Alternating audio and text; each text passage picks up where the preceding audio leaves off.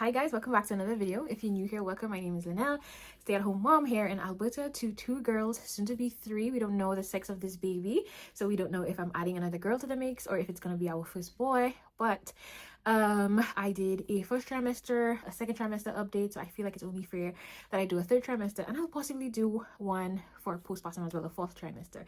I am currently 38 weeks. Look at the bump. I feel like I am bumping. It has a life of its own, and I'm just hoping that just the finishing touches are being placed, and so I just have a few more days to go. But anyways, just wanted to update you guys, let you know how the trimester has been, the symptoms that I've been experiencing, and possibly if the video is not too long, we all know I can talk a lot, then I will share with you some of my favorite products that I have enjoyed throughout the pregnancy. So let's go all the way to the beginning of third trimester. I actually began with a hospital visit. I don't know if I had mentioned it in other previous vlogs, but I did have to go to the hospital. There was one day that I was having abdominal pain. It started after lunch and it just continued the entire day. Nothing I did alleviated the pain. I did fall asleep at night, but then it woke me up about 11:30, 12. It was so unbearable. Like I was crying because of the pain. It didn't feel like contractions, but I was so concerned that it had gone on for pretty much the whole day and it hadn't been alleviated, even with painkillers. So we made the decision to go to the hospital to have everything checked out, to be on the safe side. And it's mainly because both my husband and I were doctors, and I remember a long time ago reading a statistic that had said that the kids of doctors actually do worse than ordinary people when they get sick, and a lot of that is because like the doctors think they have it under control, and so they don't take them in soon enough, and so it causes adverse effects on the kids. And since reading that study, it was so long ago, I don't even remember where I read it or anything, but I read that statistic one time, and it did not leave me the same, because now whenever something is wrong, like I'm the first to be like, okay, let's go to the doctor, let's go to the hospital, because I don't want anything to happen, because I think, you know, I'm in control. So we went to the hospital to be on the safe side. I was very embarrassed actually, because when I went to the hospital, I continued in pain. They did an NST. It was not contractions. Baby's heart rate was looking fine. Everything was fine with baby. They offered me oral pain medication, but I had just taken, so I wasn't up for like another dose, so I declined. And then I fell asleep, and then I woke up with no pain, like nothing had ever happened. They were going to do an ultrasound, an abdominal ultrasound, to see if everything was fine in there, but since I woke up fine, we decided not to anyways. And then I left the hospital.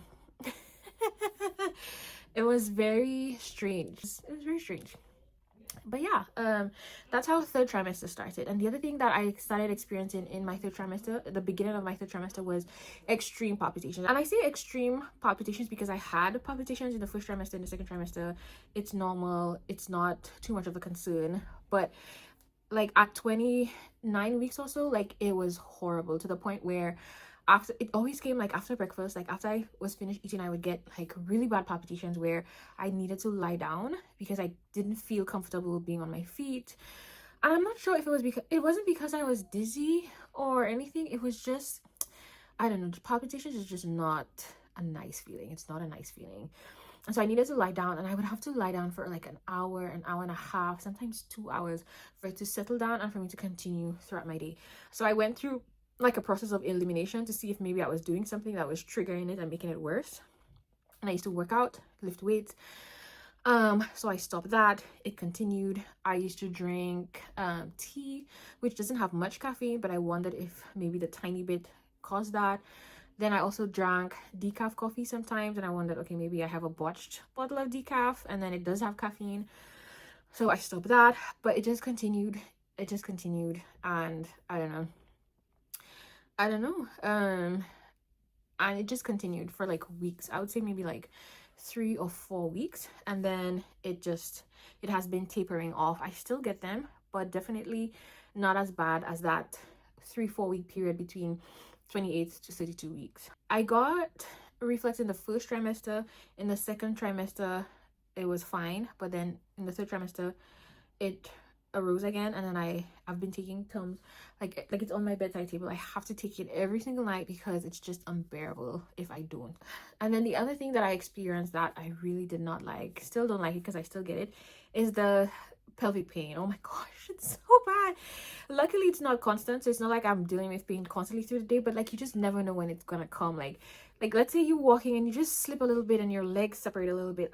The pain, it's just so bad. And I also find when I lie down for long periods, I get it as well when I'm trying to walk. So at night, after I've been lying for a couple of hours, and when I get up and I need to use the bathroom, it literally takes me a couple minutes to get to the bathroom because it's so painful just taking steps. But those were the main negative parts of pregnancy, which I think comes with the territory. So not complaining, just sharing, just in case you're feeling alone in all that you're experiencing. But there were some other things that were not as bad. So I feel like these were my top, or my worst, the worst 4 things that I experienced in the first trimester. And then the other things that I'll tell you guys about were just funny. So one of the things is the melasma. I get it really bad in the 3rd trimester. So my neck is much darker than my face, if you notice. That's because of the melasma. I have it under my arm. I did not get it early on my belly, and I thought, I was lucky, but no, I was not spared. I have some black spots on my belly as well. And then I have it in my armpits. Speaking of armpits, the body odor this pregnancy. I don't remember if I experienced this with the girls, but like I experienced a lot of body odor despite using like strong deodorants and washing there very often and all of that. I can't remember if it was something I experienced with the girls, but this time around I feel like the body odor has been ridiculous, like absolutely ridiculous. And the thing is, it'll be like I'll take a shower, I'll put on deodorant and everything, and like 2 hours later I'm like, girl, you need to go take you need to go take another shower. I think it's just funny. Thankfully I'm not working or anything, so I'm not like always around people, because I would have probably been very self-conscious about that. So body odor was something very interesting. My hair, oh my goodness, has been another thing. I feel like it has been like extra thick lately. I feel like it's growing long in this pregnancy, and so that has been a bonus. I do not look forward to losing it all when postpartum hair loss comes, but I've been enjoying like the hair thickness that comes with pregnancy. So that's a positive. Oh, the other thing that I found strange in this pregnancy was that I got varicose veins. I had them with my girls, but they were in a different location. So I had like, and it's not like a lot, I just had this one spot behind my knee, one of my knees, and I would get like the veins would thicken up behind that knee, and then after the pregnancy it went down. This time I did not get varicose vein behind that knee, but I got them in this weird location, like midway between my thigh. I can't show it because it's just really high up there, and it's just one vein that just popped out. And then I also had them on my leg, which I have never had varicose veins on my leg. My legs are not too bad actually, but they just pop out just a little more than they should, and it's just one leg again. So that has been interesting. I'm hoping that it goes down again with as the pregnancy goes down, just like the other ones did. The other thing that I wanted to talk about was weight gain. I don't know why. I'm not usually somebody who stresses about weight and numbers and all of those things, but I kind of struggled this time around. I usually put on quite a bit of weight this is my 3rd pregnancy. All of my pregnancies I put on 20 kgs and then some, but I'm not somebody who stresses about it. I just try to eat healthy and try to stay active, and for the first 2 I lost the weight pretty easily without even trying much. I think it's just genetics. But this time I'm a bit older.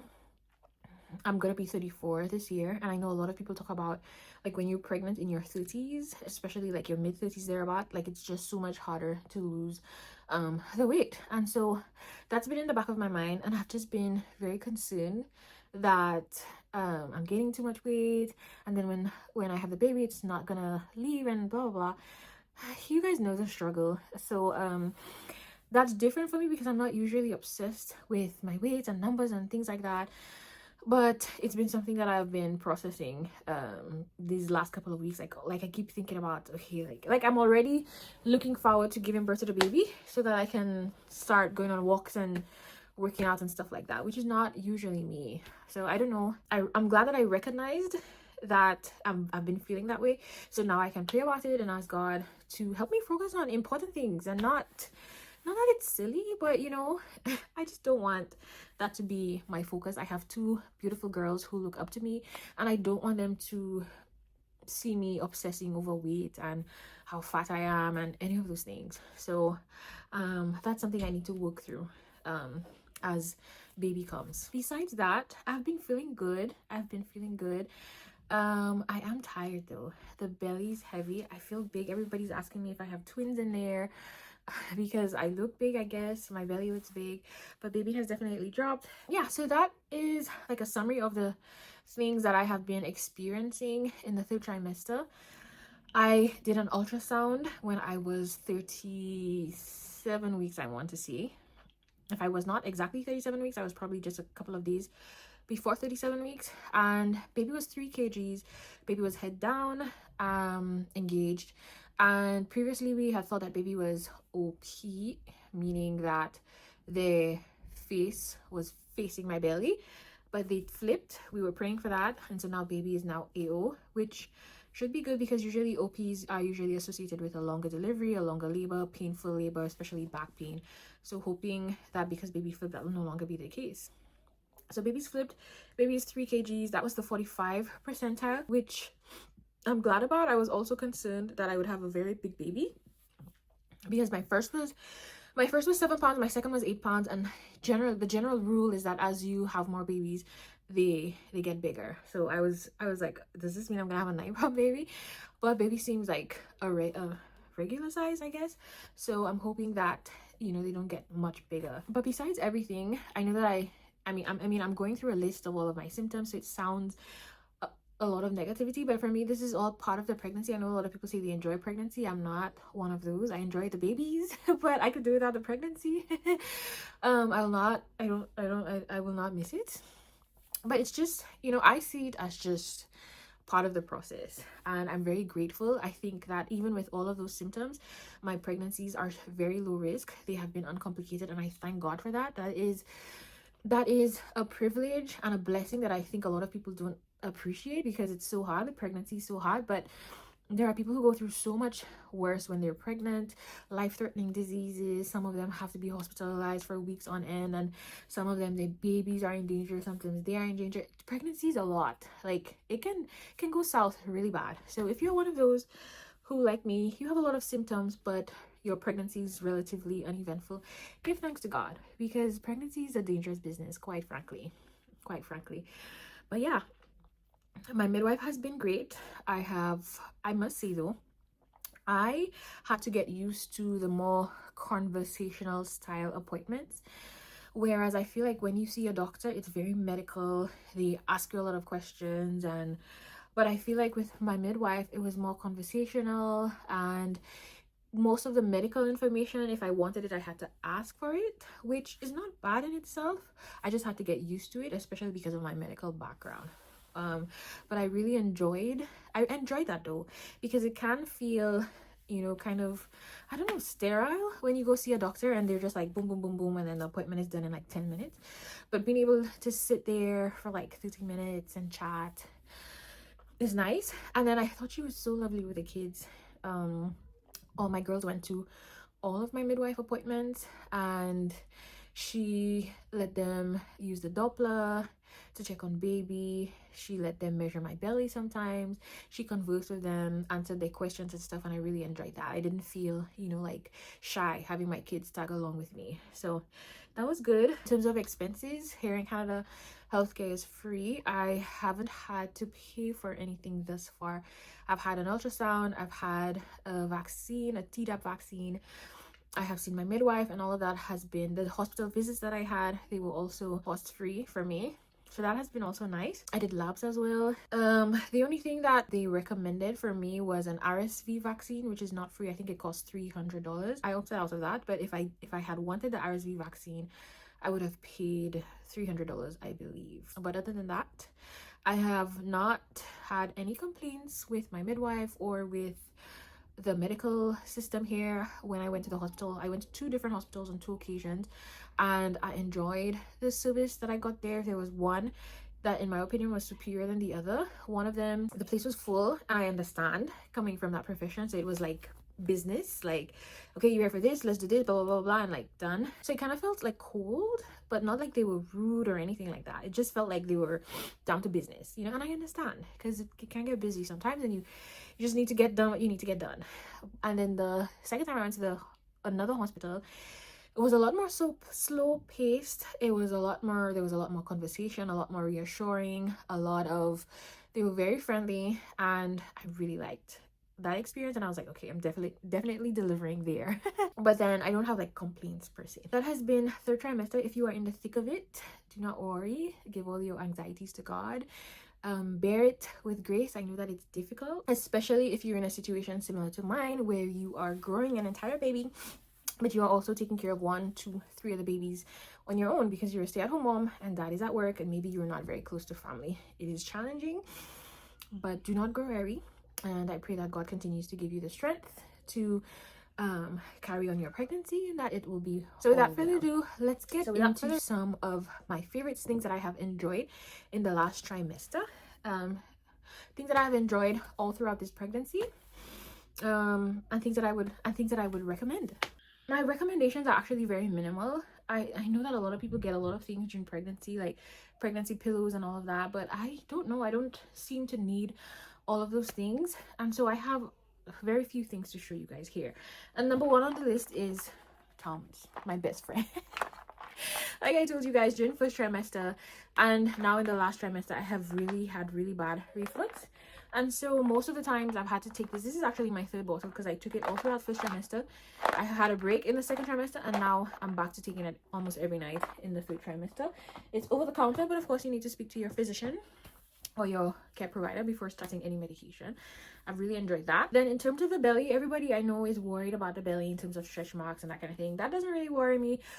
I feel like they always say that stretch marks are genetic and there's not much you can do to prevent it, but because the belly's stretching, it does get dry, I've noticed. And so 2 of the things that I use actually is this Bioderma cleansing oil. It is a lot less abrasive, I would say, than regular cleansing agents, because it's not as I don't think it doesn't have as strong as an astringent as like other creams, so as other cleansers. So I feel like when I use this, it is not as, you know, like doesn't dry my belly out much. And then I always put jojoba oil on there, and they say that jojoba oil is actually the closest to the serum that your skin produces. So I use this on my belly a lot. I've been using it on my face recently because usually during pregnancy you cannot use anything with retinol, and I think there are a few other products that you're not supposed to use, and I get tired of trying to figure out whether I can use the ingredients or not. So I just do like a basic skincare routine. I just use a cleanser and a moisturizer. That's it. I don't usually use anything else until after the pregnancy, but I have been using this a little bit on my face, not too much because I don't like it to be shiny, and I feel like it really helps with the dryness of my skin. Skin related as well, another thing that I've really enjoyed is the sugar scrub. This is Tree Hut sugar scrub. First of all, it smells really nice. This one is vanilla, but it is good for exfoliation. So I use it on my lips actually. I use it as a scrub on my lips. If you guys, you know, watch all the vlogs, I have been struggling with my lips. I thought it was winter. I thought it was the cold, but now we're in spring. It's pretty warm. And it's not the cold. Like, my lips are just dry here. I suspect it may be the humidity, and I just don't know how to combat that. It's black. It looks like I smoke, for crying out loud. It's always black because it's always burnt, it's always dry, it's always peeling off. But what I find works really well is using the scrub on my lip at night. And then I forgot the Laneige, but I have a Laneige lip, how do you call that, like a lip mask. So I use a scrub in the shower at night, and then I put on the lip mask at night, and then I feel like it helps a lot. The other thing that I find helps is just moisturizing my lips very often throughout the day, but sometimes I forget, or sometimes I have the lip balm and then it's in my bag but I'm in the car, or it's in the car, and I have multiple, they're all over, but I can never find them when I need them. But I struggle with dry lips, and the lip scrub has helped. The other thing I was wondering is, am I doing it too often? Because I know if you exfoliate too often, sometimes it can make your skin even drier. So if you have any experience with that, let me know. Maybe that's something I'm doing wrong. And then another favorite through pregnancy has nothing to do with pregnancy, but it is press-on nails. Like I told you guys, you know, when you're pregnant, you are a little more sensitive about your physical appearance because of how much weight you're putting on. And so one of the things that I do is just try to make myself look pretty so that I don't worry about it too much. And so having press-on nails is great for me. It's my little treat to myself. I do my nails every now and then, and I've really enjoyed getting my nails done every now and then. Very affordable, and it comes off very easy, and it's, you know, like you can do multiple styles and you can use the same style over and over again. I like press-on nails. And then with the press-on nails comes also my eyelashes, which I thought I had here, but I don't. But I really enjoy putting in the fake eyelashes, the ones that you put under your eye, which the process is a lot easier than I anticipated. It's also very inexpensive as opposed to going to like a salon to do it. So I've enjoyed like the impress nails and the false eyelashes, and I've also enjoyed like the Ana Luisa jewelry that I've been getting, and just making myself look and feel pretty instead of focusing on the aspects of the changes in my body that I don't like. And then lastly, one of my favorites is Simply Modern water bottles. I have several of them actually, and I ordered a new one because I love Simply Modern. I love the tumblers. This is not mine actually, this is my daughter's. I bought it for her, but I use it a lot. And I have this one which has a handle and a straw, but the shortcoming with this for me is that I don't like the straw poking out and being exposed all the time. This is like a good, how do you say, alternative, but I would prefer if the straw was retractable. And then I also have another one, I think my husband went to work with it, that is, it holds a lot more water, and then it has a retractable straw, but then it doesn't have a handle, and so it's kind of cumbersome to hold on to because of that. So this other one I got was a gift to myself for pushing this baby out soon. And it's another Simply Modern water bottle. They're my favorite water bottle company, and it is a water bottle that has a handle at the top so I can hold on to it. It holds 40 ounces, same as the bigger one, and then the straw retracts. I'll have a picture of it on the screen. But my point is, having a stainless steel water bottle has been a favorite during pregnancy because I have needed lots and lots of water, and I'm sure I will be using it a lot in the postpartum period. I don't use pregnancy pillows, so I can't give any recommendations for that, especially in the 3rd trimester. I usually just use this pillow. It's a throw pillow, but it's so soft and nice, and I use that between my legs, and that usually helps. That's all I need. And in my regular pillows. So I've never had a pregnancy pillow. I just feel like they're so cumbersome. They take up so much space. They prevent me from cuddling with my husband. I don't see the point. I haven't used them. This is my 3rd pregnancy. I haven't used them. But then that's it. Those are all of the things that I've used in my pregnancy. In terms of clothes, clothes, usually in my other 2 pregnancies I was back home where there was about 30 degrees all throughout, and so I would just wear dresses, especially flowy dresses. But when I came here winter, I feel like dresses were not much of an option for me. It was too cold, and so I invested in maternity leggings as well as maternity jeans. The leggings I got off of Amazon, and the maternity jeans I got them at H&M. I think they were on sale actually, and I used those throughout winter time, and they were good. I really liked having like leggings or jeans that I could use throughout the pregnancy. I got them in my 2nd trimester, and then I am still using the leggings in my 3rd trimester. The jeans have gotten too small, so I can't use those anymore. But I would definitely recommend like having at least a pair or 2 of like maternity leggings or maternity jeans or something like that. But then otherwise, in terms of clothes, I just size up and buy them thrifted so that it's not an expense, you know, like an extra expense every couple of months as you get bigger and bigger and bigger. So those are all my product recommendations for the 3rd trimester. Again, very minimal. I don't buy into the hype of having, I don't know, so many things for pregnancy. I feel like a lot of it is just marketing and getting you to spend money that you probably should save for something else. But anyways, hope you guys enjoyed this video. Thank you for listening. If you're here if you are still here watching at this point, please comment and tell me, what do you think? Is baby gonna be a boy? Is baby gonna be a girl? Tell me how what weight you think baby's gonna be. Is it gonna be 6 pounds? Well, it's not gonna be 6 pounds because baby is 6 pounds, so I'm pretty sure they'll put on weight. Is it gonna be a 7-pounder, an 8-pounder? Do not put 9 pounds in the comments because I'm not giving birth to a 9-pound baby. But thank you guys so much for watching. It's always a pleasure sharing with you guys. If you enjoyed this video, don't forget to hit the like button. If you have any questions at all, don't forget to leave them down in the comments, and I'll do my best to answer them. Share with anybody you think this may be helpful to, and I will see you guys in the next one. Bye.